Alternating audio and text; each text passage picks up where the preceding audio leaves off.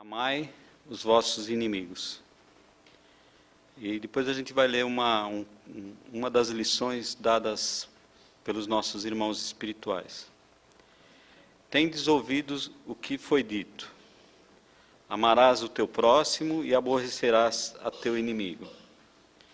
Mas eu vos digo: amai os vossos inimigos, fazei o bem ao que vos odeia, orai pelo que vos perseguem e caluniam, para serdes filho de vosso Pai que estás no céu, o qual faz nascer o seu sol sobre os bons e maus, e vira a chuva sobre os justos e injustos. Porque se não amardes senão os que vos amam, que recompensa haveis de ter? Não fazem os publicanos também assim? E se saudardes somente aos vossos irmãos, que fazei nisso de especial? Não fazem também assim os gentios? Eu vos digo que se a vossa justiça não for maior e mais perfeita que a dos escribas e dos fariseus, não entrareis no reino dos céus.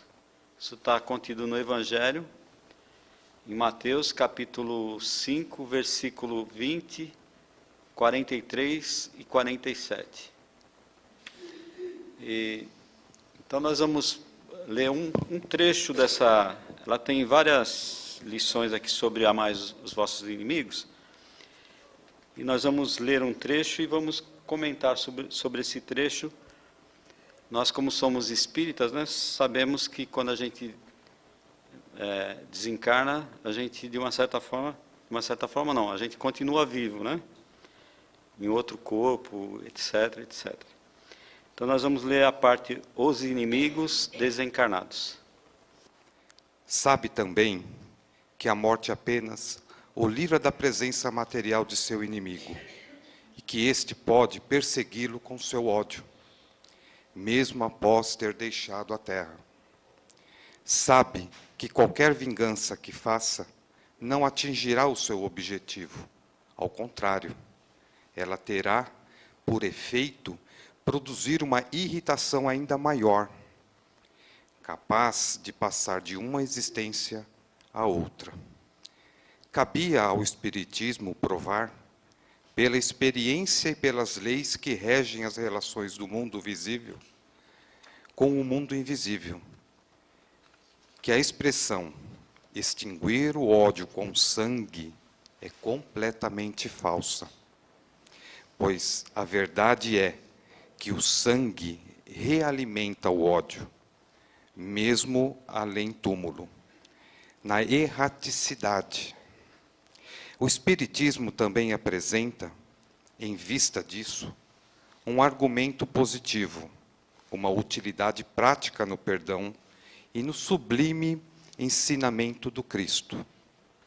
Amai os vossos inimigos. De fato, não há coração tão perverso que não se deixe tocar pelas boas ações, mesmo a contragosto. Pelas boas ações, elimina-se o motivo da vingança contra o inimigo e pode-se fazer dele um amigo antes e depois de sua morte. Com os maus procedimentos, o homem irrita seu inimigo, que então se constitui em instrumento à justiça de Deus, para punir aquele que não perdoou. É difícil para a gente entender que, às vezes, qualquer atitude no momento... O microfone. Oi? Alô? Qualquer atitude que você tenha num momento de irritabilidade possa te trazer consequências não só de momento, mas de tempos e pós-túmulo também. Então, é difícil a gente imaginar tamanha consequência de um ato, por menor que seja de irritabilidade. Às vezes, quando até você está dirigindo e você acaba sendo fechado por um outro veículo, e na irritabilidade você desfere uma palavra mal dita naquele momento. Isso pode trazer para a gente consequências. É por isso que a gente tenta, através dos ensinamentos, ter a paciência de tentar entender que a pessoa que está ao lado, ela pode estar passando por um momento muito difícil e a gente não sabe disso. Então, hoje, ninguém daqui sabe o que eu estou passando. E eu não sei o que vocês estão passando. Então, cabe a nós termos a paciência de tentar entender que a pessoa que tentou te ferir, ela pode estar passando por um momento difícil e acabou encontrando com você e desferiu uma palavra, um gesto difícil. Ter inimigos entre os encarnados e os desencarnados. Os inimigos do mundo invisível manifestam sua maldade pelas obsessões e subjugações, às quais tantas pessoas estão sujeitas, e que são algumas das várias provas da vida, contribuindo para o adiantamento do homem no globo terrestre, e que por isso deve aceitá-las com resignação e como consequência da natureza inferior do globo terreno. Se não houvesse homens maus na Terra, não haveria espíritos maus ao seu redor. Devemos ter, portanto, indulgência e benevolência para com os inimigos encarnados e desencarnados. Antigamente, para apaziguar os deuses infernais, depois chamados demônios, mas que não passavam de espíritos maus, sacrificavam-se animais e até pessoas. O Espiritismo vem provar que esses demônios são apenas almas de homens perversos que ainda não se livraram dos instintos materiais e que somente se pode pacificá-los sacrificando-se o ódio que possuem por meio da caridade.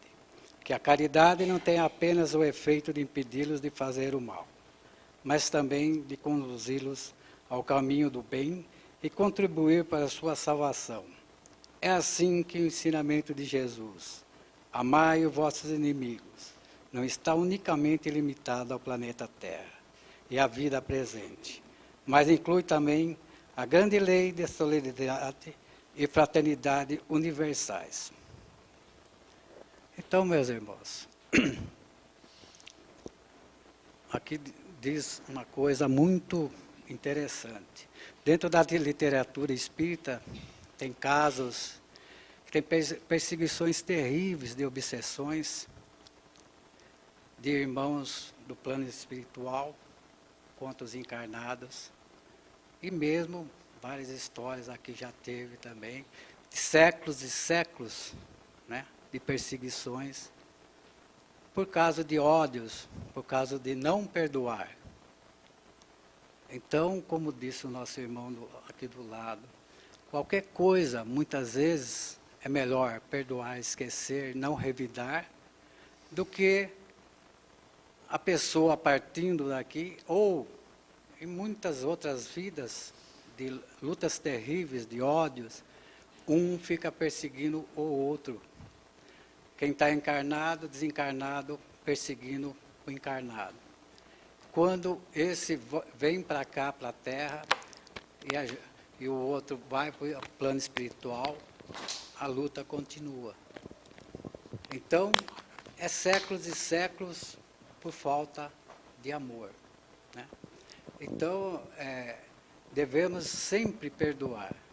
Por isso que Jesus sempre nos diz, né? Amai aos vossos inimigos. Se alguém te ferir na face direita, vós tendes ouvido o que se disse, olho por olho e dente por dente. Eu, porém, digo-vos que não resistais ao mal, mas se alguém vos ferir na face direita,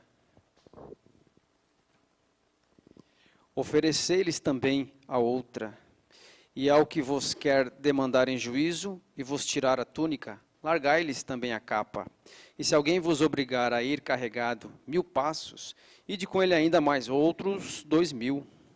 Dai a quem vos pede, e não volteis as costas ao que deseja que lhe empresteis. Os preconceitos do mundo a respeito daquilo que se convencionou chamar ponto de honra dão esta suscetibilidade sombria, nascida do orgulho e do exagerado personalismo. a qual leva o homem a geralmente retribuir injúria por injúria, golpe por golpe, o que parece muito justo para aqueles cujo senso moral não se eleva acima das paixões terrenas. Eis porque dizia a lei mosaica, olho por olho e dente por dente, mantendo-se em harmonia com o tempo em que Moisés vivia. Mas veio o Cristo e disse, não resistais ao que vos fizer mal, mas se alguém vos ferir na face direita, oferecei-lhe também a outra. Para o orgulhoso, esta máxima parece uma covardia, porque ele não compreende que há mais coragem em suportar um insulto do que em se vingar. E isto sempre por aquele motivo que não lhe permite enxergar além do presente. Deve-se, entretanto, tomar essa máxima ao pé da letra? Não. Da mesma maneira que aquele que mandar arrancar o olho, se ele for causa de escândalo, levado às últimas consequências, ele condenaria toda a repressão, mesmo legal, e deixaria o campo livre aos maus, que nada teriam a temer, não se pondo freio às suas agressões. Bem logo todos os bons seriam suas vítimas. O próprio instinto de conservação, que é uma lei da natureza, nos diz que não devemos entregar de boa vontade o pescoço ao assassino. Por essas palavras, Jesus não proibiu a defesa, mas condenou a vingança, dizendo-nos para oferecer uma face quando formos batidos na outra. Disse, por outras palavras, que não devemos retribuir o mal com o mal, que o homem deve aceitar com humildade tudo o que tende a reduzir-lhe o orgulho, que é mais glorioso para ele ser ferido que ferir. Suportar pacientemente uma injustiça do que cometê-la, que mais vale ser enganado que enganar, ser arruinado que arruinar os outros. Isto, ao mesmo tempo, é a condenação do duelo, que nada mais é que uma manifestação do orgulho.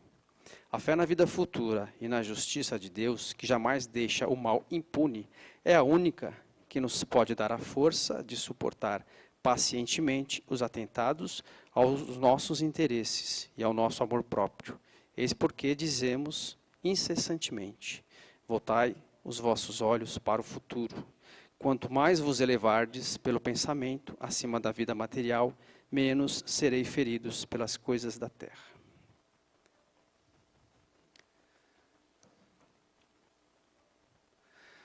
Bom, queridos irmãos, aqui a gente tem uma clara explicação da mudança de pensamento, da evolução que houve dos tempos de Moisés para os tempos de hoje. A gente vê que o progresso, o entendimento e principalmente a luz que a doutrina espírita nos traz, faz com que a gente possa ter um vislumbre muito maior, enxergar muito mais longe. Antigamente, a gente via que se alguém te fizesse um mal, você teria que fazer o mesmo, olho por olho, dente por dente, como Moisés dizia. Porém, Cristo vem e com todo o seu evangelho de amor, bondade e justiça, ele fala justamente o contrário. Não, se alguém te bater numa face, você oferecer a outra. Se alguém te fizer um mal, retribua com o bem. Se alguém te pedir para carregar 1000 passos, você carregue 2000 passos. Aí você fica pensando, poxa, então eu vou ter que ser submisso, eu vou ter que ser um cordeirinho, os caras vão pisar em cima de mim. Não é? É isso que a gente pode pensar. Mas é justamente essa grandeza que vai nos elevar e vai mostrar que quando conseguimos mostrar benevolência, mostrar amor, a gente, ao invés de pagar o mal com o mal, a gente pagando com o bem, nós vamos fazer aquela pessoa também entender que a violência só destrói. E elas não vão conseguir nada com essas atitudes, porque violência gera violência, mal gera mal. Então, quando a evolução e Jesus percebe que ele pode mostrar para as pessoas que é o bem que resolve, é o bem que nos salva, é o bem que nos enobrece, e não só isso, é o bem que faz as coisas ficarem em harmonia. Nós vemos aí no nosso dia a dia, com os exemplos citados aqui, que nós muitas vezes perdemos a paciência e, por um ato impensado, a gente acaba cometendo um desvario maior do que aquele que foi causado para nós. E aí, num momento de irritabilidade, ou num momento de descontrole, você acaba cometendo uma atitude que vai lhe ser prejudicial para o resto da vida. E, já como o Jurandir falou, existem maus que vão de séculos e séculos, de muitos e muitas eras, de vinganças que vão passando de geração a geração, e que as pessoas não conseguem perdoar. E a doutrina espírita, que nos alarga os horizontes, nos mostra que a vida é muito mais do que esse plano físico nos mostra, nos dá a certeza de que, se a gente mantém o ódio, mantém a raiva, a gente vai levar isso com a gente no túmulo. Porque, como sabemos que a morte não existe, a nossa consciência permanece em atividade e ela vai levar todos esses ódios, esses rancores com ela. E a gente vai acabar gerando mais e mais vínculos, e ao invés de se libertar, a gente vai estar cada vez mais ficando prisioneiros desse ódio. Então, quando Jesus fala, vamos pagar com o bem e o mal que te fazem, na verdade, você está se libertando e está ensinando aquele que está te causando mal a se libertar, mesmo que ele não enxergue naquele momento. Eu sei que é doloroso, e inclusive eles falam para a gente ter o nosso instinto de preservação e não sermos assim tão cordeiros. Mas a gente tem que se defender, mas sem agredir. E principalmente se a gente conseguir mostrar o outro lado para os nossos agressores. E aí, a gente conseguindo amar os nossos inimigos, a gente vai dar muito mais prova de grandeza e vai fazer com que a mudança aconteça tanto de um lado quanto de outro. Por isso, é muito mais enriquecedor, é muito mais maravilhoso a gente conseguir dominar as nossas tendências negativas, a nossa raiva, o nosso primitivismo e mostrar o nosso crescimento interior, distribuindo esse amor para todos os semelhantes, inclusive para aqueles que nos fazem mal. E assim a gente vai conseguir realmente transformar esse mundo com o exemplo. A gente sabe que no Espiritismo a gente tem... Jesus já nos dizia, né, mas sobre a reencarnação, sobre aquele que não nascer de novo, né? Sobre João Batista, por exemplo, que quando seus discípulos perguntaram que primeiro deveria vir ao mundo Elias, né? Que Elias, não sei se vocês conhecem a história, Elias foi um profeta da antiguidade que foi assim testado pelos sacerdotes da época, né? Pelos sacerdotes de Baal, né? Uma religião que existia na antiguidade, e que ele colocou fogo em madeira verde. Só que se ele não conseguisse colocar esse fogo na madeira verde, eles iriam cortar a cabeça do Elias, que era uma brutalidade, né, nos tempos muito antigos. Por isso que a gente está falando da evolução, do amar os vossos inimigos, de amar a Deus, né? Se a gente lê o Antigo Testamento, ou assistir lá na Record, que passa aquelas novelas falando sobre a Bíblia, né, a gente vê que era uma atrocidade muito pior do que hoje em dia a gente se vê, né? Que nós, queira ou não queira, a gente já evoluiu, a gente já sente, né, Antigamente, há pouco tempo atrás, há menos de 200 anos, existia o duelo. Uma pessoa olhava para a cara da outra, na rua, se um não gostava, eles faziam duelo e era permitido pela lei. E às vezes os corpos das pessoas ficavam estendidas no chão e ninguém se comovia, né? Então, hoje em dia, a gente, embora não seja a evolução tecnológica foi muito maior, né? Que a gente tem a internet, tem um monte de coisa. Mas moralmente a gente já evoluiu um pouco também, a gente também já acrescentou um pouquinho. Principalmente entendendo melhor os ensinamentos de Jesus, né? Que antigamente, mesmo em nome de Jesus, a gente matava, feria, né? Havia guerras, né, em nome de Jesus, e muita gente morreu por causa disso. E hoje em dia a gente já entende que Jesus é só amor. Então, continuando a história de Elias, ele conseguiu colocar fogo em madeira verde e cortaram as cabeças desses sacerdotes. E ele, segundo a Bíblia, a gente às vezes vê em algum carro, né? Estou sendo arrebatado. Então tem na Bíblia lá que foi arrebatado e desapareceu. Então surgiu uma profecia que antes de vir Jesus, o Messias, o esperado, né, pelos judeus, deveria retornar na terra o Elias, deveria vir primeiro que Jesus. Então veio João Batista. João Batista que batizava, que pregava, né? E que depois cumpriu-se aquela promessa dele mesmo batizar Jesus, que ele disse, né, que não era digno de amarrar os sapatos, as alparcas de Jesus. E depois João Batista foi cortado-lhe a cabeça por uma amante de um rei Herodes, não sei qual rei que era, agora eu esqueci. E ela pediu a cabeça de João Batista, e a cabeça dele foi cortada também. Salomé, isso. Então, Jesus depois disse aos seus... eles perguntaram a Jesus, seus discípulos, não deveria vir Elias, né? Primeiro?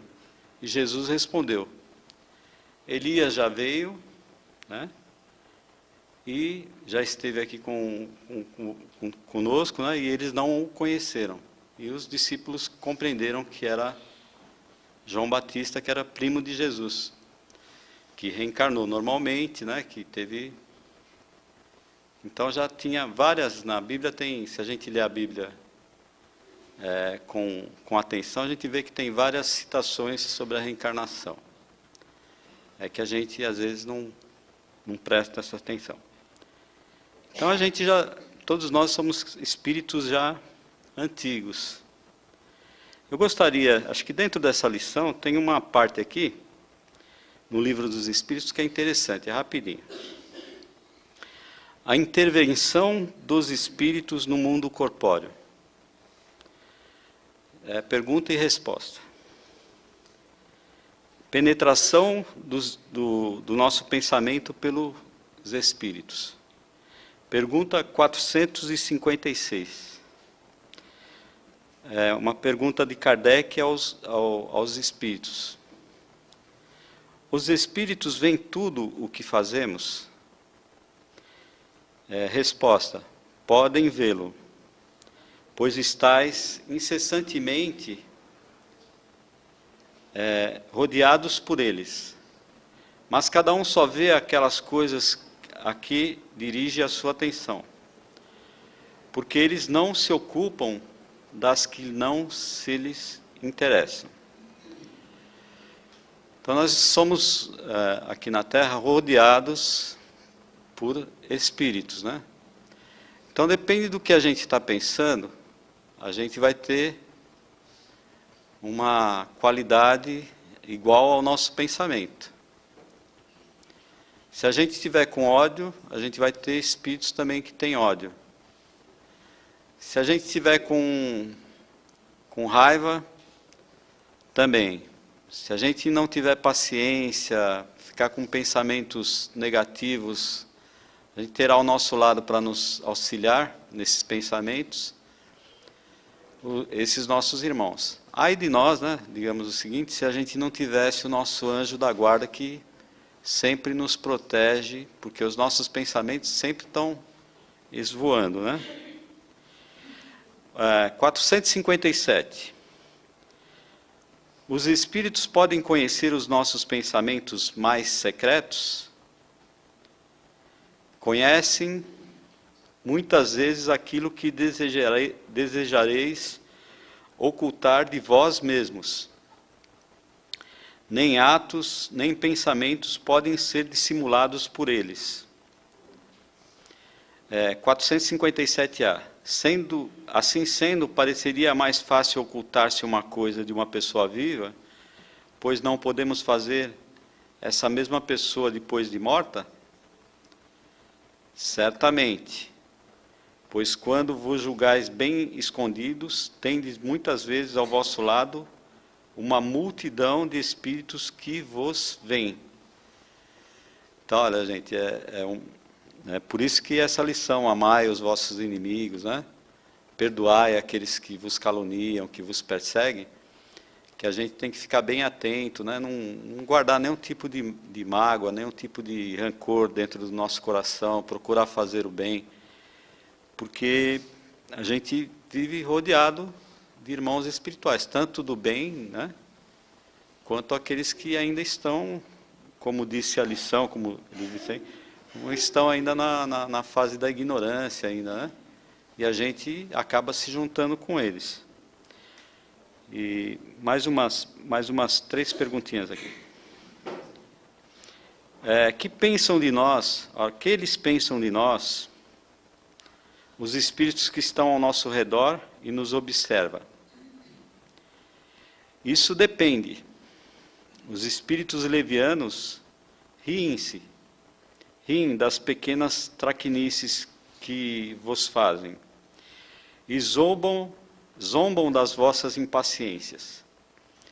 Os espíritos sérios lamentam as vossas atrapalhadas e tratam de vos ajudar, né? Então não preciso nem comentar nada. Mais 2 perguntas eu vou ler.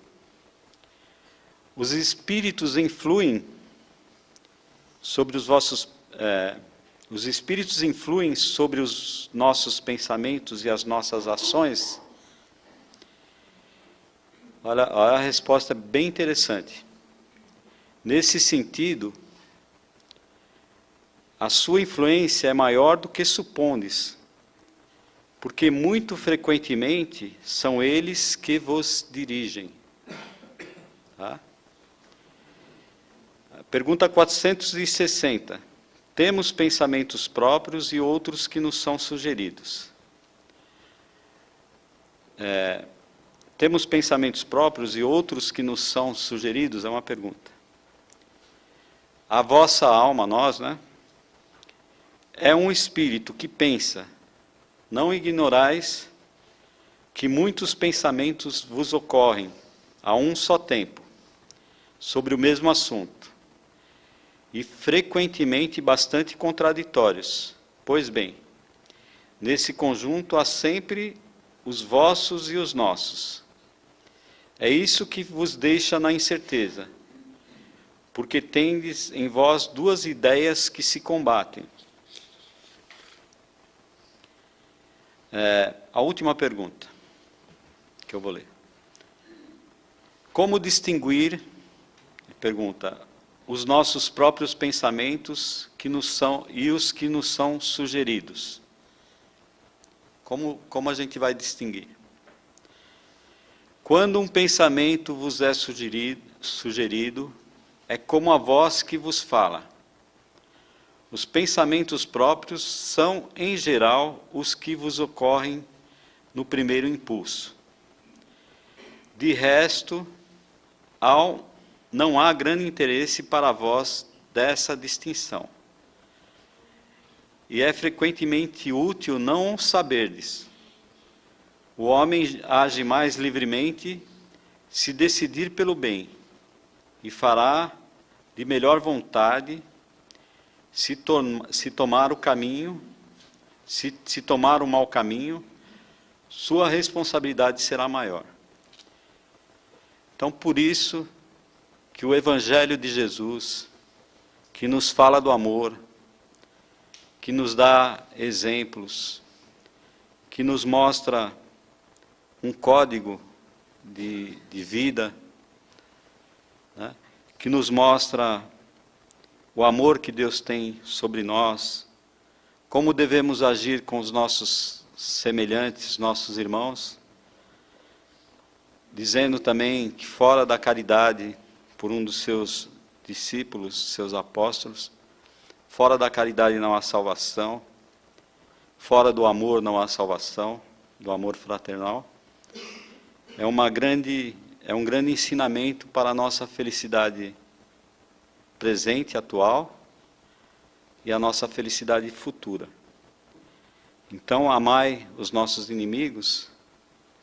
Às vezes nós é que somos, na verdade, os seus inimigos, né? Nós é que possivelmente em outras vidas lhe fizemos o mal. Nós é que possivelmente cometemos erros gravíssimos, né? Então, hoje em dia, a gente tem uma oportunidade na reencarnação, nessa vida atual, para ressarcir os nossos erros, consertar as nossas almas, né? Aproveitando a nossa vida aqui na Terra. Para que quando a gente chegar do outro lado, né? A gente possa dizer que a nossa pequena tarefa, a nossa pequena missão aqui, tenha sido pelo menos parcialmente cumprida, né? Então vamos aproveitar a nossa encarnação.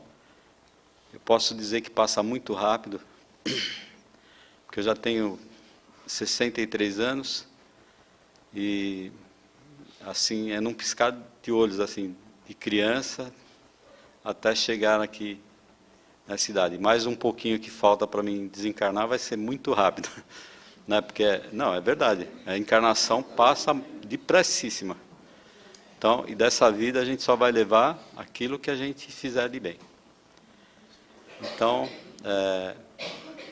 que Jesus nos abençoe, que a gente possa compreender, e também, olha, é um incentivo para a gente fazer evangelho no lar, ler o Evangelho segundo o Espiritismo, ler o Livro dos Espíritos, ler a Bíblia, né? Principalmente no Novo Testamento de Jesus, que é muito interessante. A gente, com a visão espírita, a gente vai compreender muita coisa que a gente não entendia antes, tá? Vendo o Evangelho segundo o Espiritismo, já dá para a gente tirar, pega o Evangelho segundo o Espiritismo, vê que capítulo que está, pega a Bíblia, dá uma olhadinha, vê como que vem aquela sequência, é interessante. E se a gente puder fazer no lar, ótimo. Dedica uma das 7 noites da semana ao culto evangélico no lar, a fim de que Jesus possa pernoitar em tua casa. Prepara a mesa, coloca água pura, abre o evangelho, distende a mensagem da fé, enlaça a família e ora. Jesus virá em visita. Quando o lar se converte em santuário, o crime se recolhe ao museu. Quando a família ora, Jesus se demora em casa. Quando os corações se unem nos liames da fé, o equilíbrio oferta bênçãos de consolo e a saúde derrama vinho de paz para todos. Jesus no lar é vida para o lar. Não aguardes que o mundo te leve à certeza do bem invariável. Distende da tua casa cristã a luz do Evangelho para o mundo atormentado. Quando uma família ora em casa, reunida nas blandícias do Evangelho, toda a rua recebe o benefício da comunhão com o alto. Se alguém no edifício de apartamentos alça aos céus a prece da comunhão em família, todo o edifício se beneficia, qual lâmpada ignorada, acesa na ventania. Não te afastes da linha direcional do Evangelho entre os teus familiares. Continua orando fiel, estudando com os teus filhos e com aqueles a quem amas as diretrizes do Mestre. E, quanto possível, debate os problemas que te afligem à luz clara da mensagem da Boa Nova e examina as dificuldades que te perturbam ante a inspiração consoladora do Cristo. Não demandes a rua nesta noite, senão para os inevitáveis deveres que não possas adiar. Demora-te no lar para que o divino hóspede aí também se possa demorar. E quando as luzes se apagarem, a hora do repouso, ora mais uma vez, comungando com ele como com ele procura fazer, a fim de que, ligado a ti, possas, em casa, uma vez por semana, em 7 noites, ter Jesus contigo. Então, um excelente roteiro aqui, né, pessoal? E todas as benesses que a prática do Evangelho no Lar nos traz. Então, vamos aproveitar, né, e vamos fazer uma oração agora, para agradecer esses nossos queridos irmãos que aqui se encontram e pedir também que os nossos tratamentos continuem sendo feitos tanto aqui como depois na sala de macas e que nós todos continuemos em vibração. Ó Jesus querido, muito agradecemos este momento de luz, muito agradecemos a presença dos seus emissários de amor. Muito agradecemos, ó Pai querido, todo o teu amor, toda a tua bondade e toda a tua justiça. Sabemos que ainda somos muito pequenos, sabemos que muitas coisas ainda ignoramos, sabemos que erramos em muitas ocasiões e que por isso trazemos muitas mágoas em nosso peito e às vezes provocamos ainda muitas tristezas em nossos irmãos. Mas oremos por eles, peçamos perdão com o coração aberto, peçamos perdão para que nos nossos erros possamos ter os nossos acertos. Peçamos perdão para que Jesus, como na prece do Pai Nosso, também possa nos perdoar. E assim, queridos, vamos pedir para que essa luz de amor, essa energia esplendorosa se espraie em todos esses ambientes desta casa bendita. Que as nossas queridas emissárias de Maria possam, neste momento, levar essa luz, levar esse refrigério também aos nossos lares, acudir aqueles que lá sofrem com as dores da alma que transpassam para o corpo. Pedimos um alívio, pedimos um pouco de seu amor e mais do que tudo, pedimos força, pedimos fé, coragem para enfrentarmos as nossas dificuldades, para podermos brilhar e brilhando crescermos e crescendo evoluir para chegarmos ao nosso propósito. E assim vencermos as dores, as dificuldades. E que essa luz possa energizar as fontes de águas límpidas que temos em nosso lar, não importa de onde seja. E que essa água bendita possa nos aliviar as dores, possa beneficiar todas as nossas células, tanto físicas quanto perispirituais. E assim, com o coração repleto de amor, bendizemos a Deus por esse momento de alegria e de amor.